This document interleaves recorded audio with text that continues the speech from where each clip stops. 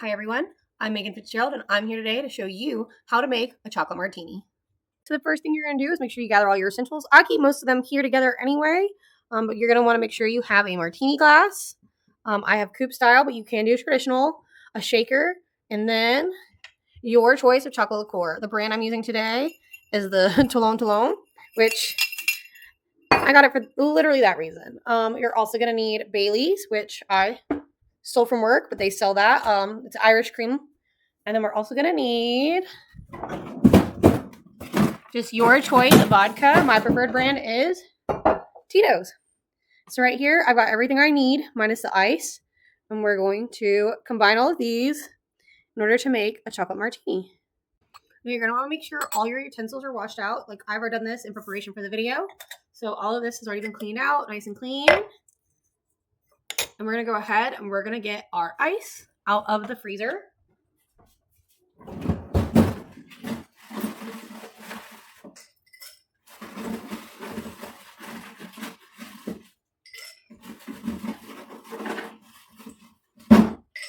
Now the amount of ice you use really is going to be determined on how cold you like your martinis, how like frosted you like it, or just depending on how many you're making, like if you're making 2 at a time. And then we're going to grab a jigger, or if you don't have a jigger at home, you can just use a plain shot cup.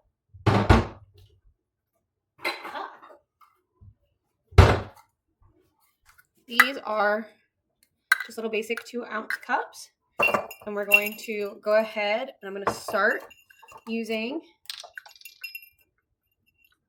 this.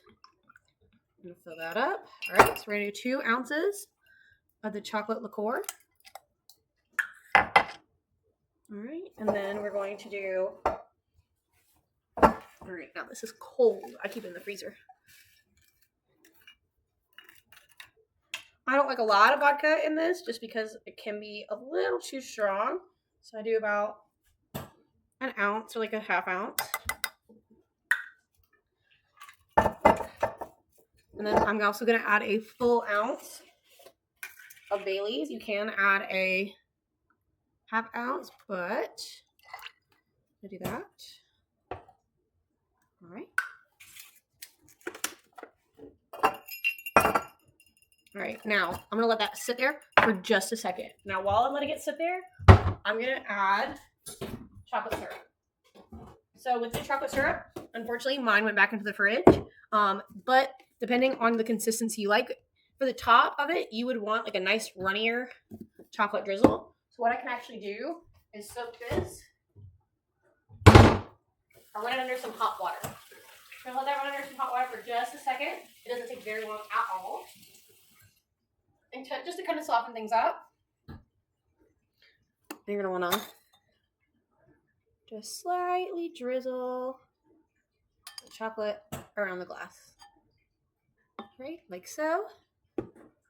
All right, so now that your glass is nice and prepped, you're going to secure that nice and tight, and then you're going to shake it up.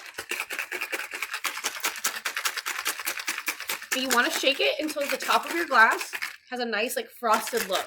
So the metal of your shaker will be like a nice frost around it.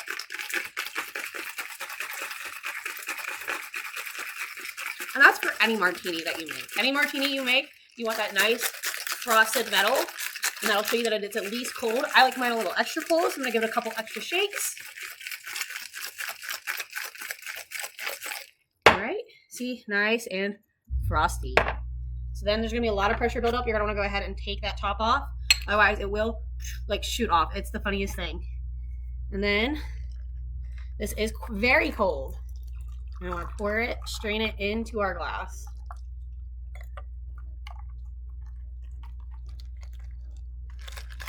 All right.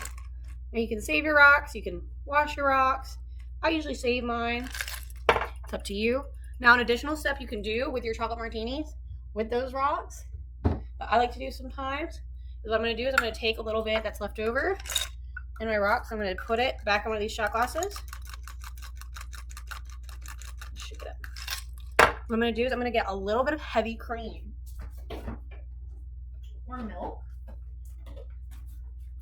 I lied to you. I'm getting milk. We're going to just a little bit. And what you want to do is you're going to take a frothing tool. And you want to make sure you have your frothing bit attached to it. And you're just going to want to froth that up.